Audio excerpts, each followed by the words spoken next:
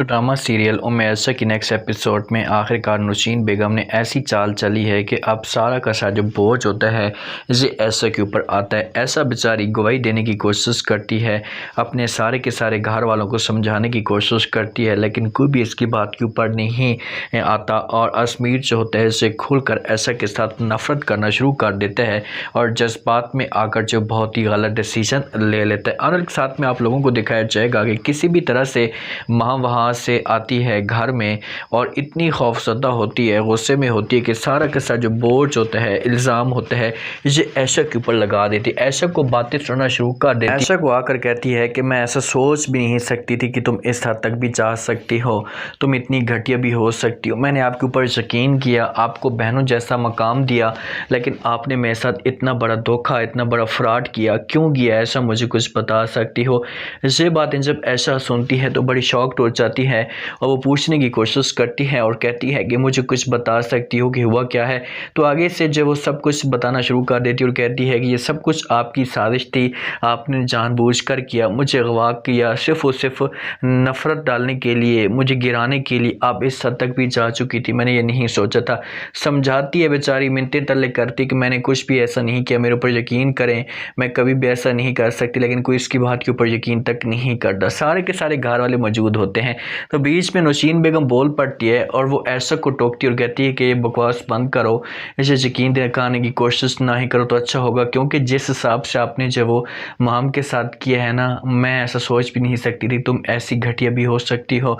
आपको एक थप्पड़ लगाया ना तो आपकी औकात चाँद आपको आना शुरू हो जाएगी। अब घर के अंदर माहौल इतना ख़राब हो जाता है और जिस हिसाब से ऐशा के ऊपर प्रेशर डाल रहा होता है तो जहाँ पर ऐशा के पास कोई भी जवाब नहीं रहता और वो किसी को यकीन दिलाने की कोशिश भी करती है तो कोई इसकी बात के ऊपर यकीन नहीं करेगा, ख़ास तौर पर अजमीर, क्योंकि नौशीन बेगम तो यही चाहती थी कि बस एक दफ़ा अजमीर के दिल में नफ़रत पैदा हो जाए, एक दफ़ा अजमीर जो वो अपने आप को दूर कर ले इससे, उसके बाद सब कुछ होगा वो हमारे कंट्रोल में आ जाएगा। जहाँ से ऐसा चली जाती है अपने रूम के अंदर जिस वक्त जाती है तो वहाँ पर भी से अजमीर के सामने रोना धोना शुरू हो जाती है। अजमीर को समझाने की कोशिश कर, अजमीर को कहती है कि अजमीर क्या आपको लगता है कि मैं ऐसा कर सकती हूँ?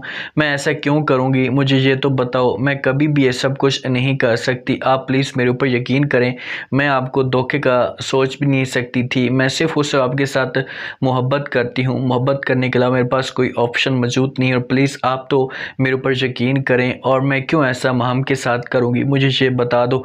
अजमीर जो होता है इससे तो गुस्से में बैठा हुआ होता है और ये किसी किस्म की कोई भी बहस नहीं करता और ये कहता है कि बस छोड़ें इस बात को, मैं इस टॉपिक पे बात नहीं करना चाहता, लेकिन तुमने जो कुछ भी किया है इससे तुमने गलत किया है, तुम्हें ऐसा नहीं करना चाहिए। अजमीर के दिल में मुकम्मल तौर पर नफ़रत आ चुकी है ऐशा के लिए और अगर ऐशा जहाँ पर समझाती भी है तो अजमीर जो होता है ये इसकी बातों के ऊपर यकीन नहीं करेगा। ऐशा बेचारी तो बार बार कह रही होती कि मेरा आप यकीन करें, मैं किसी के साथ भी कोई भी ज़्यादती नहीं कर सकती और माम के बारे में ऐसा कभी भी नहीं सोच सकती। अब अजमीर जाता है अपनी माँ को जाकर बता देता है, हर तरफ शादियों की तैयारियां शुरू हो जाती हैं।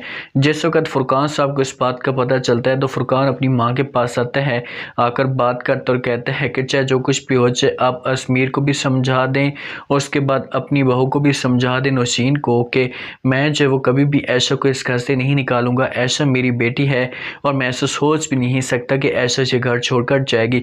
तो आगे से दादो जवाब देती है अजमीर को, कहती कि ठीक है मैं आपकी ये बात मानने के लिए तैयार हूँ, लेकिन आप भी अपनी जब वो फ़ौरन बेगम को जाकर बता देंगे ये अजमीर की शादी माम के साथ करवाने जा रही है, लेकिन इस छत के नीचे अजमीर की शादी नहीं हो पाएगी। ये जहाँ पर भी शादी करवाना चाहती है तो जाकर करवाए, हमें किसी किस्म का कोई भी एतराज़ नहीं होगा, लेकिन जहाँ पर ये नहीं हो सकती शादी। तो ये बात जब फुरकान सुनते हैं तो फुरकान भी बड़ा परेशान हो जाता है, क्योंकि फुरकान तो समझाने की कोशिश कर रहा, फुरकान तो अपनी तरफ से ट्राई कर रहा था कि किसी तरह से माहौल एडजस्ट हो जाए, लेकिन माहौल तो मुकम्मल तौर पर बिगड़ चुका होता है। अब तैयारियां शुरू हो जाती हैं, सारे के सारे जो होते हैं ये जमा हो जाते हैं। ऐशा को इस मामले पे कुछ भी नहीं पता होता और ये जल्दी से जहाँ से जब वो लेकर चले जाते हैं माम को, नौशीन बेगम सब कुछ रेडी करवा देती है और बहुत जल्दी जब वो माम और अजमीर की मंगनी होने वाली होती है तो जिस वक्त नौकरानी को इस बात का पता चलता है तो नौकरानी जो होती है इसे आती है ऐशा के पास,